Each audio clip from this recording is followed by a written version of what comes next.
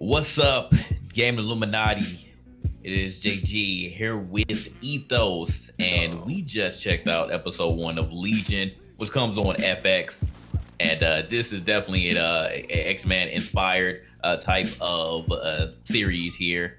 And I must admit, like, this is a total like mind fuck, and it just one episode. So starting off, just a little backstory. So we have a man like David, who's the main character, obviously, and if anybody, he reminds me of like Magneto with the way that he was kind of brought up and the way that his powers kind of act, and then he ends up going to a crazy house or whatever. Should probably say there's gonna be spoilers. Yeah, it's definitely gonna be spoilers. If you summary real quick, if you have not seen this and you're trying to figure out if you should watch it, if you like Inception, Matrix, you should watch this. You'll love it. Mr. Robot, yeah, Mr. Robot, any type of movie or sitcom or series that has a lot of psychological, a lot of mind fucks, like going back and forth. But anyways, yeah, he ends up going to a crazy house and he meets this girl called Sid, and she ends up becoming important later on throughout the first episode. But basically, they're trying to figure out what happened to her, because all throughout the story, it switches a lot between the past and the future, or the present. I would say I'm still not exactly sure. Well, I think at the end you really I don't know find what time out zone where. in. Yeah, you find out where you were, but you still don't know what like time period that it's in. I don't know if it's like a past 2016 or however they want to place it as far as the year is concerned. But you go back like to I would guess like the 70s or 80s when he's initially telling the story, but it's still like kind of weird because like he was talking to somebody, and then all of a sudden it just futuristic pushed tablet forward. It's hard to tell what time this is in. Like, I think it's future, but I can't, like, near future, but I can't pinpoint exactly when, because it's just the design's weird. Like, certain people, and I don't know if this is done on, it might be done on purpose. That's why it's because it's throwing us off, because it's like the way people are dressed is seems like they're in the 70s, but like you see thing in tech that seems like it's in the future, so you're like, what time period is this in? And we don't. Yeah. It's confusing. This is a very confusing episode. I'll say that. Right. I think we ended up kind of piecing the basics together, but we definitely have to watch more episodes to figure out exactly what's going on. But again, spoiler alert: Sid ends up being a mutant, just like David is. Yeah. And we were trying to figure out her powers. Now, her powers is really the mind fuck. Crazy, yeah. Her like, powers will spin you. You won't know what's going on. Yeah, now I'm not gonna spoil this part, but just think of like Rogue's power with like something else added to it. Like times 5. Yeah, like times 5. Like, and once you see it, you'll be like, what the hell is going on? And it takes a little bit to catch exactly what's happening, but throughout episode 1, you'll definitely end up like sort of figuring it out. But I'm still confused because there's still some parts that are kind of choppy, and you're like, well, is this her? Is this him? Like, where are they? That's the main question in this episode. Where are they? And what time period are they in? Which area is this in?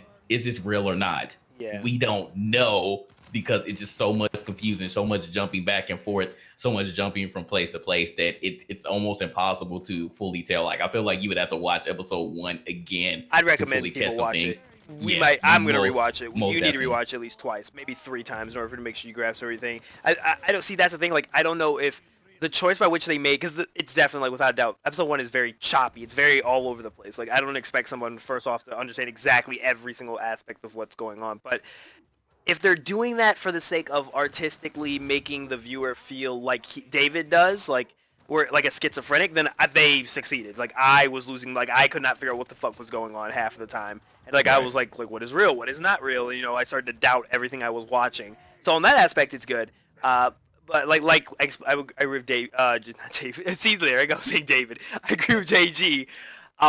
I feel like episode 2 needs to be more grounded. Like, I don't need more crazy mindfuck stuff. Like, they need to start explaining stuff fast.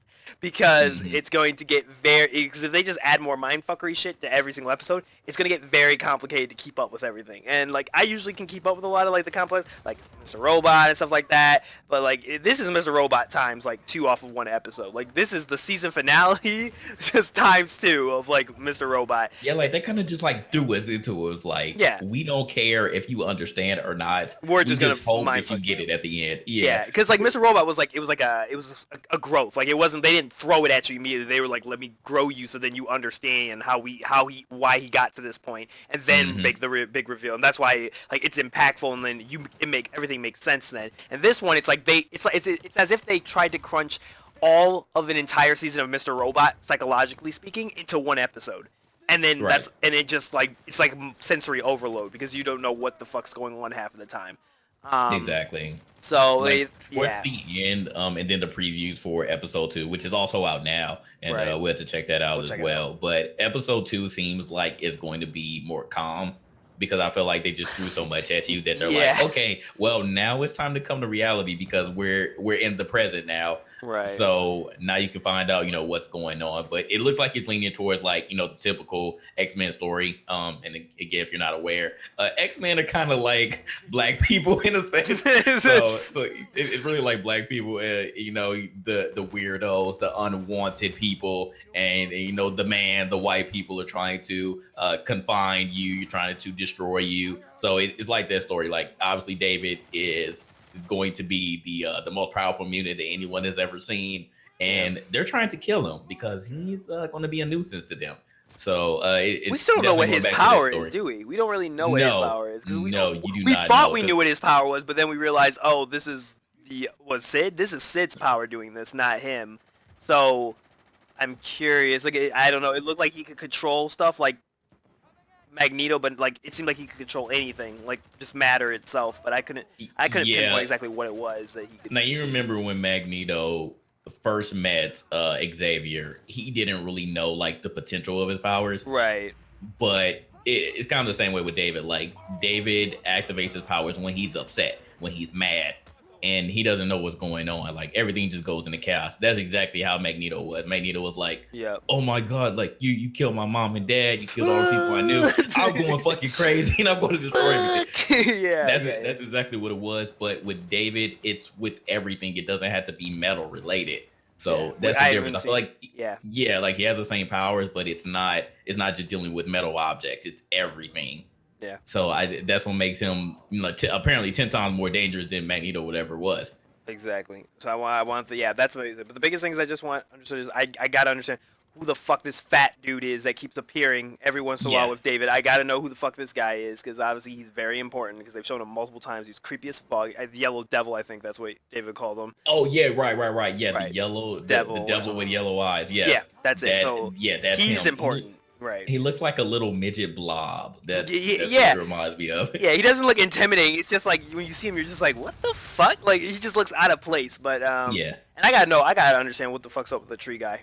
I have to know. I don't know if that was just purely just an artistic choice or like if he actually had importance. But that shit threw me like what JG and me said. Like he's just chilling the entire time, just chilling as a tree. If you watch episode 1, just peep what he's doing. Like he's just there, just bullying, not minding his own business and shit. He's like, fuck all this other shit, dog. I'm chilling. Like no one notices him throughout the entire. He identifies as a tree.